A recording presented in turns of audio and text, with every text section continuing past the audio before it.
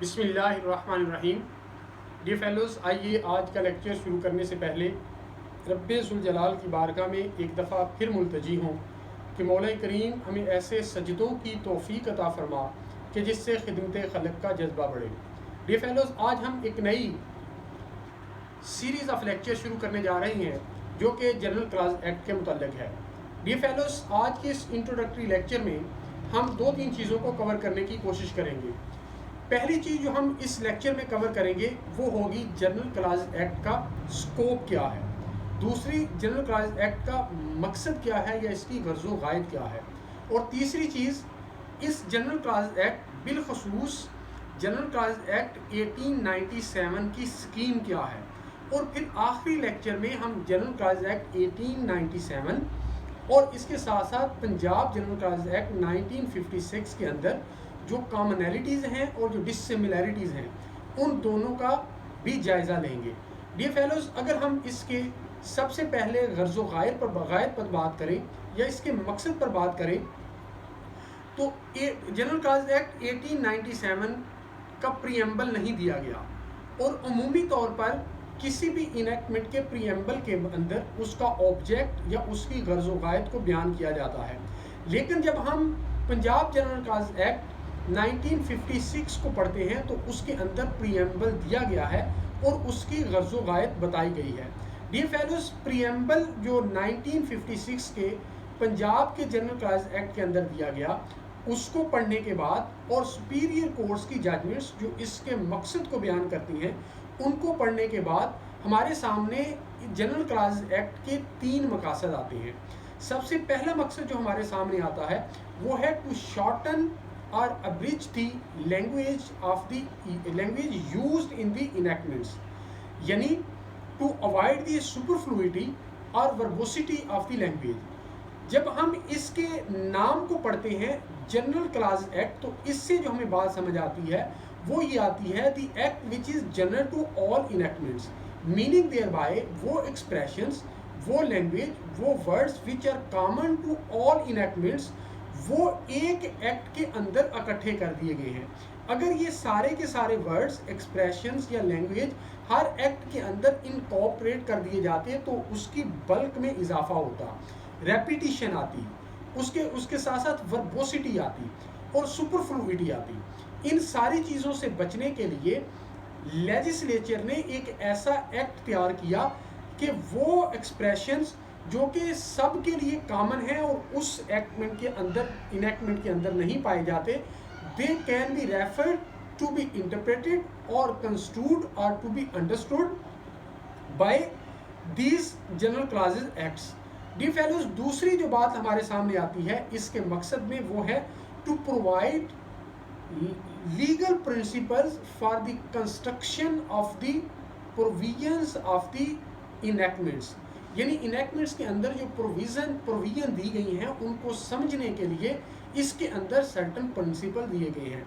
तीसरा जो मकसद इसका हमारे सामने आता है वो ये आता है to structure the discretion of the executive to implement the legislation, यानी एग्जेक्टिव ने जब लेजिस्लेशन को इम्प्लीमेंट करना है तो उस वक्त जो किसी भी लॉ के अंदर उस एग्जेक्टिव के किसी भी फंक्शनरी को जो डिस्क्रेशन दी गई है वो अनब्रिडल ना हो, वो अनफेटर्ड ना हो, that has to be structure, that has to be exercise judiciously, यानी वो विम्स और विम्सिकैलिटीज़ की बुनियाद पर उसकी एक्सरसाइज ना हो, ये इसके अंदर भी प्रोविजन दी गई है।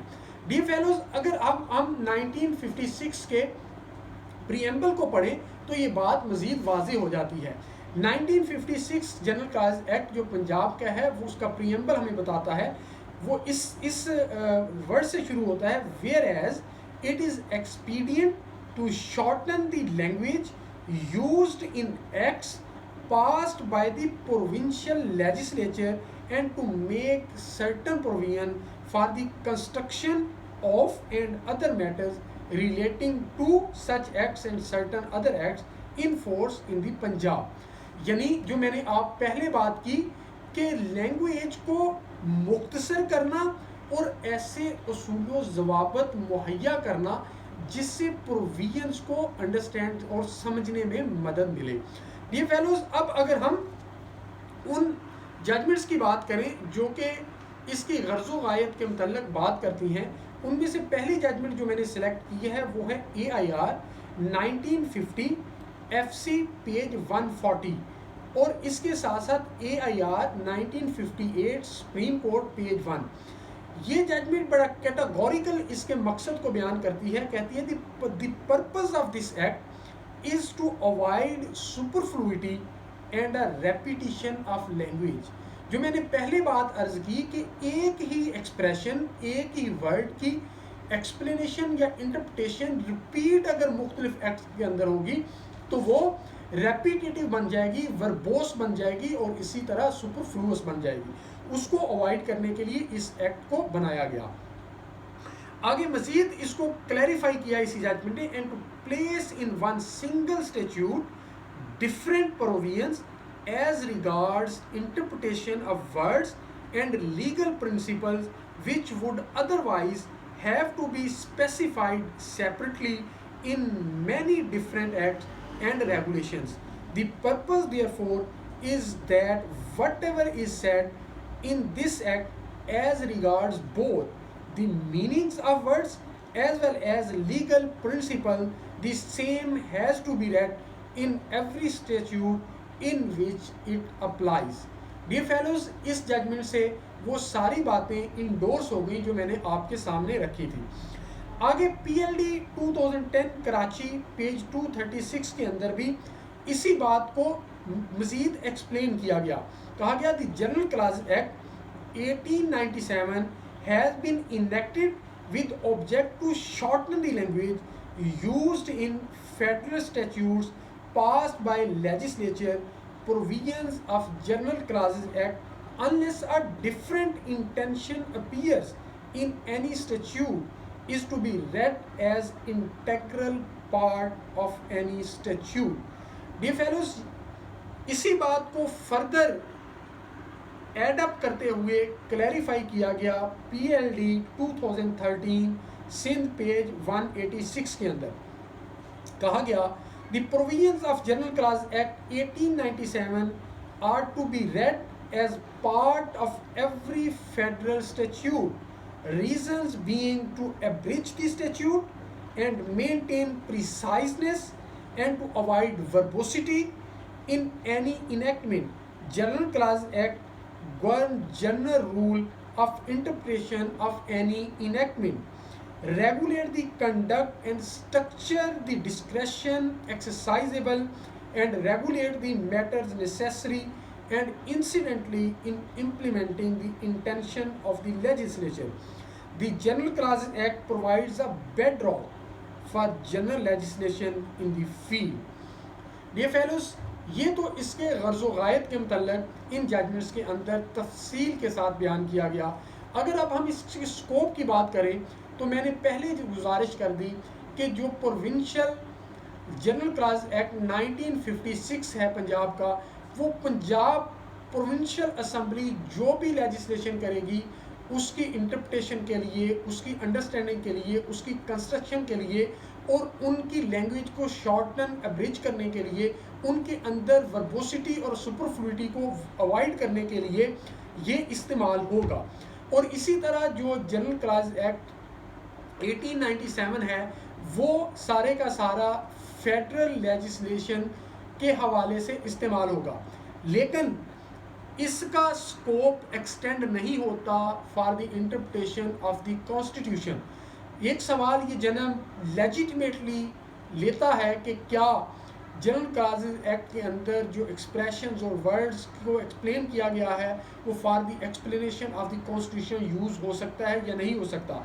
इस हवाले से जजमेंट है हमारे पास PLD 2015 सुप्रीम कोर्ट पेज 40, जो कैटेगोरिकल ये बात कहती है कि provisions of the general classes act 1897 can not be applied to construe provisions of the constitution. Dear fellows, एक और सवाल हमारे जहनों में जन्म ले सकता है कि क्या ये जो वर्ड्स की इंटरप्रिटेशन दी गई है इनको हम प्राइवेट डॉक्यूमेंट्स की इंटरप्रिटेशन के लिए यूज़ कर सकते हैं या नहीं कर सकते। The answer is big no. इस हवाले से PLD 1963 डाका पेज 477 हमारी रहनुमाई करती है। कहती है provisions of the general class act apply only to federal acts and not applicable to words used in documents. Dear fellows, अब हम तीसरी बात जो हमने आपके सामने रखी कि इसकी स्कीम क्या है। जनरल क्लास एक्ट 1897 के टोटल सेक्शन 31 है। इसकी स्कीम कुछ इस तरह से है कि इसका सेक्शन 1 जो है वो इसके शॉर्ट टाइटल के मुतल्लिक बात करता है, और सेक्शन 3 जो है उसमें 59 क्लासेस हैं, जो कि ईच क्लास एक पर्टिकुलर वर्ड की को एक्सप्लेन करता है कि इससे क्या मुराद है, एक टर्म को या एक्सप्रेशन को एक्सप्लेन करता है कि इनसे क्या मुराद है, और डिफरेंट इनेक्टमेंट्स के अंदर जो फ्रेजियोलॉजी इस्तेमाल होती है उनके मुतालिक बात करता है कि ये इनसे क्या मुराद है। इसी तरह जो सेक्शन 4 है वो पर्टेन करता है application of definition giving in section 3, यानी जो सेक्शन 3 के अंदर डेफिनेशन दी गई हैं उनको अप्लाई कैसे करना है। और इसी तरह सेक्शन 4A जो है वो डील करता है with regard to application of certain definition to Pakistani laws. और अगर सेक्शन 5 से 13 की बात करें तो वो प्रोवाइड करते हैं जनरल रूल्स ऑफ कंस्ट्रक्शन। और अगर सेक्शन 14 से 19 की बात करें तो वो डील करते हैं with construction of powers vested in any exercisable by various functionaries. और अगर सेक्शन 20 से 24A तक की बात करें तो ये कंटेन करते हैं orders, rules extra made under enactments. और सेक्शन 25 से 30 की अगर बात करें तो ये डील करते हैं मिसलिनियस मैटर से, जैसे कि recovery of fines, offences punishable under 2 और more enactments, meaning of service by post, citation of enactment, saving of previous enactments, rules and bylaws and application of the act to ordinances। Dear fellows, आज के इस lecture में हमने 3 चीज़ें cover करने की कोशिश की। जनरल क्लास एक्ट का मकसद क्या है, गर्ज़ व गायद क्या है, इसका फिर स्कोप क्या है, और फिर इसके साथ इसकी स्कीम क्या है। डियर फेलोज, मैं उम्मीद करता हूँ कि आज का लेक्चर आपको पसंद आया होगा। आप ज़रूर इंतज़ार कीजिएगा नेक्स्ट लेक्चर का, जो कि जनरल क्लास एक्ट की सीरीज़ का दूसरा लेक्चर होगा, और वो रिपील और उसके इफ़ेक्ट पर होगा। डियर फेलोज, अगर आपको आज की हमारी ये वीडियो पसंद आई हो तो बाबुल इल्म लॉ अकेडमी यूट्यूब चैनल को सब्सक्राइब ज़रूर कीजिएगा, और हमारे इस वीडियो को लाइक ज़रूर कीजिएगा। अल्लाह ताला आपका हामी नासिर हो। बहुत शुक्रिया।